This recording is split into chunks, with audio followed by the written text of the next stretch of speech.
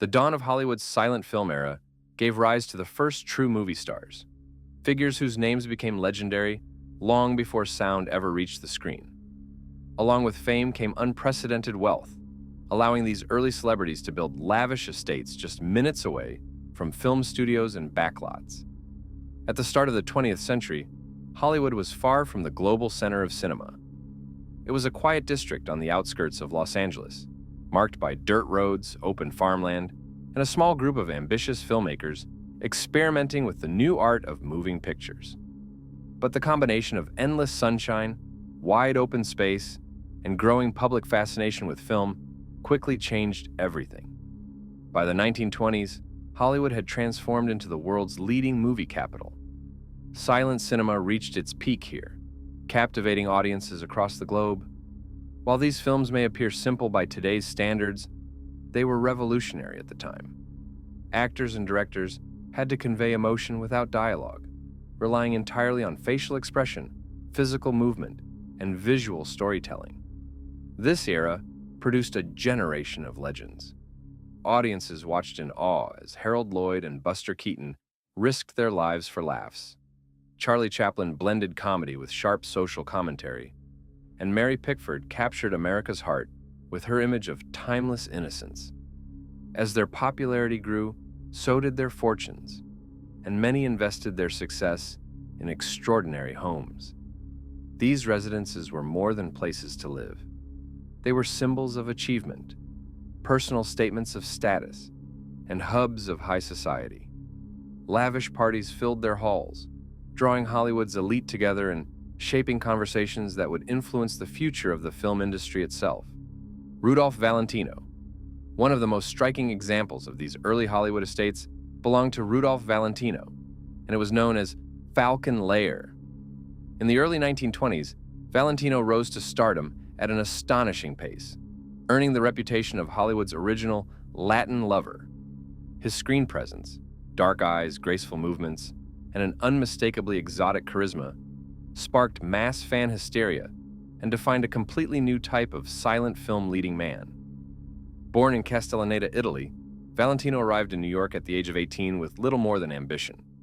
After a string of odd jobs and performances in high society cabarets, he headed west to Los Angeles, where his career finally took off. Films like The Four Horsemen of the Apocalypse and The Sheik transformed him into cinema's first truly international sex symbol. As his fame grew, it became increasingly difficult for Valentino to escape the crowds of devoted fans. Seeking privacy, he purchased an estate high above Los Angeles, in what was then the largely undeveloped Benedict Canyon. Built in the mid-1920s, the home was named Falcon Lair and offered sweeping panoramic views of the city below. The grounds were expansive enough to accommodate two of Valentino's greatest passions, horses and dogs. According to legend, the estate's name was inspired by an unrealized film project titled The Hooded Falcon. Inside, the house felt more like a personal castle than a Hollywood residence. Valentino filled it with medieval weapons, European tapestries, and heavy carved furniture collected during his travels. A library stocked with classic literature, a Spanish-style courtyard, and intricately tiled floors added to the home's air of exotic luxury. Beyond the main residence, the property included large stables for Valentino's prized Arabian horses and kennels for guard dogs that patrolled the grounds at night. Despite its secluded setting, Falcon Lair became a gathering place for Hollywood royalty. Stars such as Gloria Swanson and Douglas Fairbanks often made the winding drive through the canyon to visit their friend. Everything came to an abrupt end when Valentino died suddenly at just 31 years old. His passing sent shockwaves through Hollywood, and fans across the world mourned his loss. Eventually, the estate was sold to cover outstanding debts. Over the decades, Falcon Lair passed through multiple owners, and in the early 2000s, much of the original structure was demolished, leaving behind only memories of one of the most iconic figures of the silent film era. The mansions of Charlie Chaplin. Unlike many other silent film stars, Charlie Chaplin's legacy escaped destruction and obscurity. For millions of viewers, he will forever be remembered as the tramp, the bowler hat, the cane, and the unmistakable walk that became one of the most iconic silhouettes in the history of cinema. Yet behind this seemingly simple screen persona stood a remarkable innovator, a filmmaker who transformed pantomime into art and used comedy as a way to confront serious social issues. While Chaplin's work made him famous around the world, two places best reflect his private life: Moorcrest in Los Angeles and Manoir de Ban in Switzerland. Moorcrest sits high in Beechwood Canyon, an area that, in the early 20th century, attracted artists, mystics, and members of the Bohemian community. Built in 1921 for the Theosophical Crotona colony, the house was designed by Marie Roussac, one of the few female architects of her era. Chaplin lived here long before Hollywoodland became the prestigious, fully developed neighborhood it is today. The home's unusual architecture, eclectic design, and unconventional ownership history mirrored Chaplin's own inventive approach to filmmaking. Bold arches, decorative flourishes, and artistic details still preserve the spirit of early Hollywood. After Chaplin moved on, the house gained another notable resident, actress Mary Astor, best known for The Maltese Falcon. Even today, Moorcrest continues to attract high-profile residents. Chaplin spent the final quarter of his life far from Hollywood, at Manoir de Ban, an estate overlooking a picturesque Swiss village with sweeping views of Lake Geneva and the Swiss Alps. In 1952, amid political controversy, he left the United States in search of peace and stability, and found both here. The estate became a place of family life, quiet walks, and creative work. Chaplin did not retreat from the world. From his home office, he continued writing scripts and composing music for his films, while welcoming guests such as Marlon Brando and Truman Capote into his elegant rooms. Today, the estate is preserved as Chaplin's World, a museum that tells the story of his life and career within the very walls where he once lived. The Mansions of Harold Lloyd. Harold Lloyd's story begins in 1893 in a working-class family in Nebraska. His childhood was anything but ordinary. From an early age, he was drawn to the stage and loved transforming himself, experimenting with makeup and invented characters, almost as if he were training in advance for the many roles that would later make him famous. In 1910, when Harold was just 17 years old, his family life changed dramatically. After a series of failed business ventures, his parents divorced, and Lloyd moved with his father to San Diego. There, he attended high school, but his mind was already focused on theater. He joined repertory companies, refined his craft, and developed a comfort with performing in front of an audience, a trait that would define his entire career. His real opportunity came when he traveled to Hollywood, the rapidly growing center of the film industry. Lloyd began working with Thomas Edison's film company, and his first step into cinema was extremely modest, a background role in The Tale of the Old Monk. Still, it marked his entry into the profession. In Los Angeles, Lloyd quickly proved that he could be just as resourceful in real life as the characters he would later play on screen. When he couldn't gain access to Universal Studios, he disguised himself with makeup and slipped past the guards. This bold ingenuity caught the attention of young director Hal Roach. Their friendship lasted a lifetime and led to many successful collaborations. Together, they created the character Lonesome Luke, a comic figure partially inspired by the immense popularity of Charlie Chaplin's Tramp. Luke featured exaggerated traits, loud clothing, fake mustaches, and absurd situations. The character was successful, but Lloyd felt constrained by it.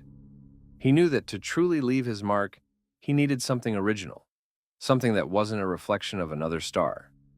In 1917, he made a decisive change. Lloyd abandoned Lonesome Luke and introduced a new character, an ordinary young man in glasses, known simply as Harold. The horn-rimmed glasses became his trademark. This character was the ultimate boy next door, optimistic, determined, slightly naive, yet brave. That relatability and humanity instantly connected him with audiences. Lloyd's films blended comedy, romance, and adventure, with suspenseful sequences that kept viewers on the edge of their seats. The most famous example is the scene from Safety Last, in which he dangles from the hands of a clock high above a busy city street. The image became one of the most enduring symbols in the history of cinema. The 1920s marked Lloyd's golden age. With hits like Grandma's Boy, The Freshman, and Speedy, he became one of Hollywood's highest-paid actors, earning both critical acclaim and enormous wealth. This success led to the creation of his legendary estate, Green Acres.